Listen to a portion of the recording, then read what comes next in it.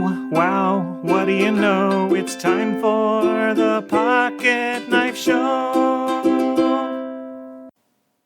Hey, it's Mike on the mic again for another episode of the Pocket Knife Podcast.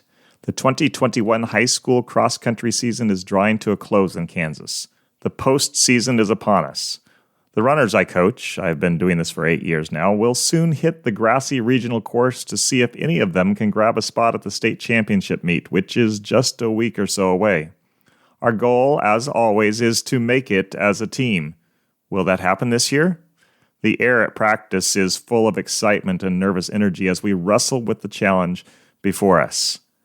Leading runners through their paces during cross-country season is not my first coaching gig, nor even my latest.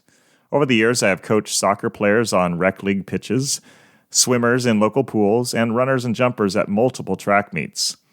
I have always focused first on the members of my team, trying to understand them as individuals so they know I care about them and not just about wins and losses.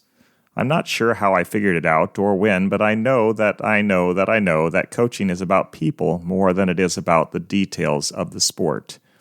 Not that I don't design workouts to help the athletes on my team improve or yell out corrective words when one of them seems to be working less hard than they were the day before. Try running. It's like walking, but faster. I pastor God's church, I think, with the same outlook. I realize that I pastor people, individuals with differing views and life experiences and feelings and reactions more than I do some sort of nebulous blob of humanity. I want each Christ follower to follow to the best of his ability or her highest capacity with God's help.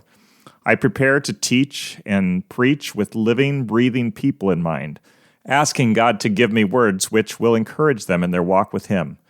I desire more than anything for those who hear my voice to hear the Spirit's voice too.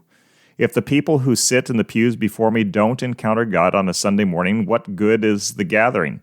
If they don't follow him throughout the week, what am I doing? It's God, not me, who changes lives. God changed my life years and years ago and continues to change my life today. Every day of every week, I'm focused on leading the people of the church God's made me a part of toward obedience to him. I do so by my example, most of the time, and by my words. That's the way it's supposed to be. Listen to the words Peter wrote to the leaders of the church centuries ago. You can hear him coaching those with oversight in how they ought to live. These words are from 1 Peter chapter 5. To the elders among you, I appeal as a fellow elder and a witness of Christ's sufferings, who also will share in the glory to be revealed.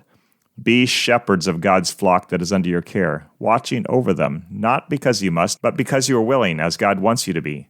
Not pursuing dishonest gain, but eager to serve, not lording it over those entrusted to you, but being examples to the flock. And when the chief shepherd appears, you will receive the crown of glory that will never fade away. In the same way that I love and care for the athletes on the teams I coach, I love and care for the believers, each and every one of them whom God has placed in the church I'm a part of. I want each person who names Jesus Lord to know how to overcome the allurements of the flesh and the temptations of our enemy.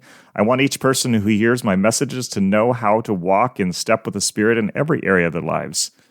Man, oh man, it is such an awesome privilege to coach people in the pursuit of God. It is scary to think God would call such a messed up guy like me to do this work. Pray for me, please, and for every person you know whom God has given the task of leading his flock and feeding his sheep.